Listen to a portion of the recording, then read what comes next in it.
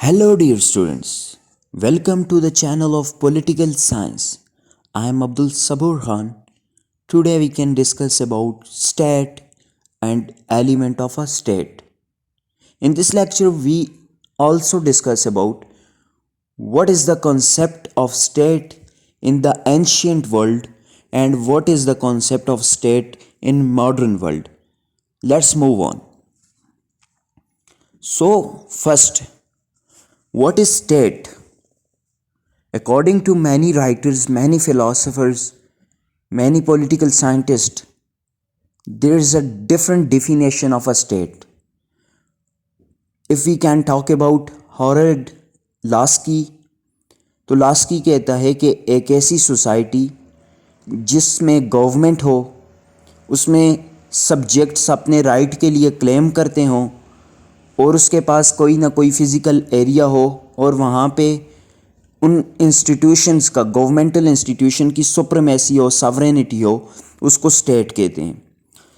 جبکہ ایرسٹوٹل کا خیال ہے کہ اسٹیٹ ایک ایسی سوسائٹی ہوتی ہے، ایک ایسا معاشرہ ہوتا ہے جو آپس میں مل جل کر مختلف خاندانوں سے اور ان کے بچے آپس میں مل جل کر ایک معاہدہ کرتے ہیں کہ وہ اپنی زندگیوں میں خوشی پیدا کریں گے مل جل کر کام کر کے، اور اتنے زیادہ خود مختار ہو جائیں گے جتنے وہ ہو سکتے ہیں. تو ایرسٹوٹل کہتا ہے کہ جو الٹیمیٹ کنسیپٹ ہے اسٹیٹ کا وہ صرف یہی ہے کہ الٹیمیٹ ہیپینس، جبکہ لاسکی کہتا ہے کہ اسٹیٹ وہ ہوتی ہے جس کے پاس مختلف گورنمنٹ ہو، ساورینٹی ہو. تو ایلیمنٹس آف اسٹیٹ ڈسکس کریں تو ہمارے پاس بنیادی طور پہ جو ماڈرن اسٹیٹس ہیں ان کے 4 ایلیمنٹ بتائے جاتے ہیں، جس میں سب سے پہلا ایلیمنٹ پاپولیشن، دوسرا لینڈ، تیسرا گورنمنٹ اور چوتھا ساورینٹی. اگر یہ ایلیمنٹس کسی اسٹیٹ کے پاس نہیں ہو تو اس کو ماڈرن اسٹیٹ تصور نہیں کیا جا سکتا.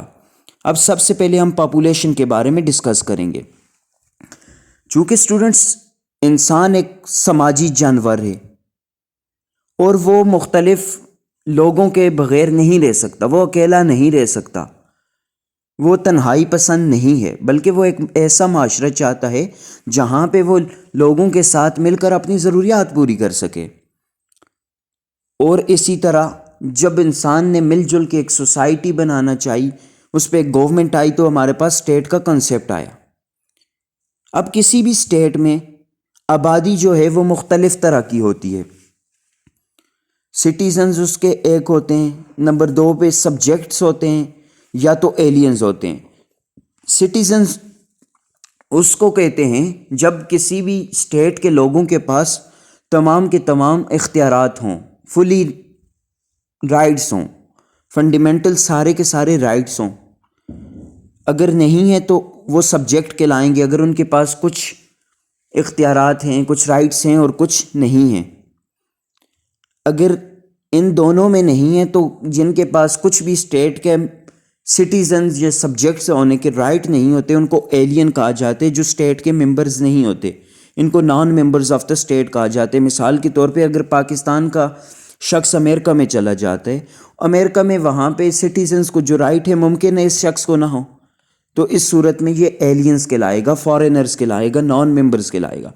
تو اب پلیٹو کے مطابق جو آئیڈیل اسٹیٹ ہے اس کی آبادی 5000 ہونی چاہیے، جبکہ ایرسٹوٹل کے مطابق 10,000 سے 1,00,000 ہونی چاہیے، جبکہ روسو بھی کہتے ہیں تقریباً 10,000 ہونی چاہیے. لیکن ماڈرن پولیٹیکل سائنٹسٹ کہتے ہیں کہ اسٹیٹ کی آبادی اتنی ہونی چاہیے کہ اس کے جو تمام کی تمام ضروریات ہیں وہ ایزیلی پوری ہو سکیں. جس طرح اب کینیڈا ہے، وہاں پہ لوگ باہر سے امیگریٹ کروائے جاتے ہیں، ان کی آبادی اتنی نہیں ہے کہ وہ اپنی تمام کام خود کر سکیں. اس کے بعد کسی بھی اسٹیٹ کا جو ماڈرن اسٹیٹ ہوتی ہے اس کا سیکنڈ ایلیمنٹ ٹیریٹری ہوتا ہے. یعنی کہ اب لوگ، آبادی تو ہمارے پاس ہے لیکن ان کے رہنے کے لیے ایک جگہ چاہیے. اگر وہ آبادی، ایک قبیلہ، ایک سوسائٹی یہاں سے وہاں موو کرتی رہتی ہے پلیس ٹو پلیس، تو وہ ایک نومیڈز کہلاتے ہیں، کوئی سٹیزنز یا سبجیکٹس نہیں کہلاتے. اور نہ ہی ایسے لوگوں کی آبادی کو اسٹیٹ کہا جاتا ہے. جب ان کے پاس ایک ٹیریٹری ہو جاتی ہے تو وہ کیا کرتے ہیں، ٹیریٹری کے وجود میں آنے سے انٹرسٹ وجود میں آتا ہے، کمیونٹی کا انٹرسٹ آتا ہے. جس طرح ایک فیملی کا اپنا انٹرسٹ ہوتا ہے، وہ مل کے اپنی فیملی کو اوپر لے آتے ہیں. ایک کنٹری بھی چاہتے ہیں کہ میں اکنامکلی، پولیٹیکلی، سوشلی مختلف دنیا کے تمام کلچر سے، دنیا کے تمام کنٹریز سے اوپر رہوں، ممتاز رہوں، زیادہ ڈیولپڈ رہوں. تو یہ ایک انٹرسٹ پیدا ہو رہا ہے. پروفیسر ٹریشکی کہتے ہیں کہ state is a power and it is a sin for state to be small.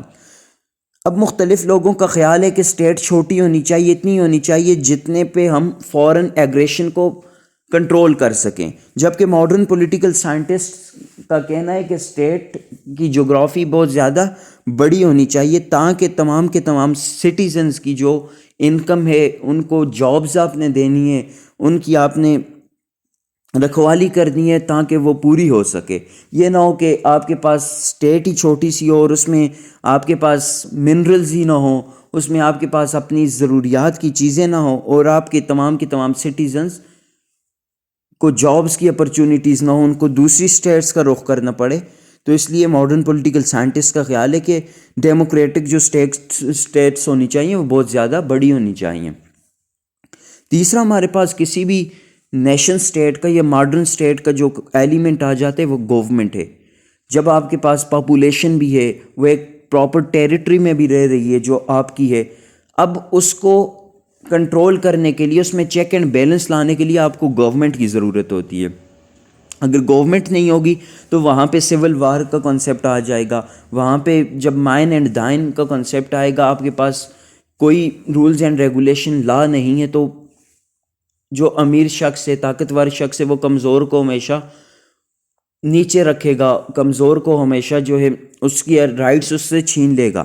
اس لیے اسٹیٹ میں پیس لانے کے لیے آپ کو گورنمنٹ کی ضرورت ہوتی ہے، اور جو اسٹیٹ ہے وہ گورنمنٹ کے بغیر رن نہیں کر سکتی، کیونکہ آپ جب بہت سے لوگ ہوں گے، بہت سے ڈیسیژنز ہوں گے، آپ فورن ایگریشن، آپ کوئی پالیسی میکنگ نہیں کر سکیں گے، آپ لا نہیں بنا سکیں گے. تو گورنمنٹ کا کسی بھی اسٹیٹ میں جو کام ہوتا ہے وہ اس کے لیے سب سے پہلے تو ایڈمنسٹریٹر کرتی ہے اسٹیٹ کو، یعنی کہ آپ کی مختلف انسٹیٹیوشن پہ چیک اینڈ بیلنس لگاتی ہے اور مختلف انسٹیٹیوشن کو ان کی جو اتھارٹی ہے وہ ڈیلیگیٹ کرتی ہے. اس کے بعد لا اینڈ آرڈر بناتی ہے. جس طرح ماڈرن ڈیموکریٹک اسٹیٹ میں ایک proper institution, organ of a state legislature ہوتا ہے، جس کا کام یہ ہوتا ہے کہ وہ لا بنائے گی اسٹیٹ کے لیے، اینڈ ایگزیکٹو کا کام ہوتا ہے کہ وہ لا امپلیمنٹ کرے گی اس اسٹیٹ میں، اور جوڈیشری کا کام ہوتا ہے کہ وہ اس پہ پنشمنٹ دے گی. تو ایک proper check and balance system government نے قائم کیا ہوتے ہیں. اس کے بعد پالیسی میکنگ کرتی ہے، انٹرنیشنل ریلیشنز پہ وہ غور کرتی ہے، فارن پالیسی بنا رہی ہوتی ہے، اپنی باؤنڈریز کو پروٹیکٹ کر رہی ہوتی ہے.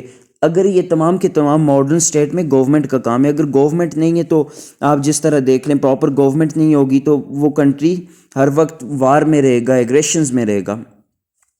اس کے بعد جو موسٹ امپورٹنٹ ایلیمنٹ آ جاتے ہیں وہ ساورینٹی ہے، اور ساورینٹی کا کسی بھی ماڈرن اور نیشن اسٹیٹ میں ہونا ضروری ہے. اگر کسی اسٹیٹ کے پاس ساورینٹی نہیں ہے تو اس کو ہم نیشن اسٹیٹ نہیں کہہ سکتے، اس کو ہم ماڈرن اسٹیٹ نہیں کہہ سکتے. میرا مطلب ساورینٹی سے یہی ہے کہ ساورینٹی کو ہم سول آف اے اسٹیٹ کہیں گے. یعنی کہ انسان کے پاس اگر اس کی پوری باڈی تو ہے لیکن اس کے پاس سول نہیں ہے تو وہ سروائیو تو نہیں کر سکتا، وہ مر جائے گا. اسی طرح جب کسی اسٹیٹ کے پاس ساورینٹی نہیں ہوگی، یعنی اس کی سول نہیں ہوگی، تو وہ کسی بھی صورت میں ایک آزاد اسٹیٹ نہیں کہلائے گی، ایک انڈیپینڈنٹ، ایک نیشن، ماڈرن اسٹیٹ نہیں کہلائے گی. کیونکہ ساورینٹی کا مطلب ہوتا ہے کہ وہ اپنے تمام کے تمام جتنے بھی ڈیسیژن کر رہی ہے، ایدر وہ انٹرنل ڈیسیژن ہے یا ایکسٹرنل ڈیسیژن ہے، تو وہ ساری کی ساری کیا کریں، انڈیپینڈنٹلی کرے. جب آپ کے پاس یعنی مختلف ساورینٹی آپ کے پاس نہیں ہوگی تو دوسرا جو پاورفل کنٹریز آ جاتے ہیں وہ آپ پہ اپنی جو ڈیسیژنز ہیں ان کو امپلیمنٹ کر لیں گے، آپ پہ جو ہے آپ کے مختلف پالیسی میکنگ میں انفلوئنس کر لیں گے، تو جس کی وجہ سے آپ ایک انڈیپینڈنٹ کنٹری کے طور پہ نہیں مانے جائیں گے. جس طرح کرنٹلی ورلڈ میں ہوتے ہیں، جو most powerful countries of a world ہیں، وہ تھرڈ ورلڈ کنٹریز کو کیا کرتے ہیں، مختلف طرح کے اکنامکس ہیلپ کر رہے ہوتے ہیں، لونز وغیرہ دے رہے ہوتے ہیں، اور اس کے بعد ان کی مختلف ڈیسیژنز میکنگ میں، ان کی پالیسی میکنگز میں، ان کے افیئرز میں، ادھر وہ انٹرنل ہوں ایکسٹرنل ہوں، اس میں انٹرفیئر کرتے ہیں. اگر اس طرح ہوگا تو ایک ماڈرن اسٹیٹ نہیں کہلائے گی. یہ تھے اسٹیٹ کے 4 ایلیمنٹ اور اسٹیٹس کی ڈیفینیشن. امید ہے آپ کو سمجھ آئی ہوگی.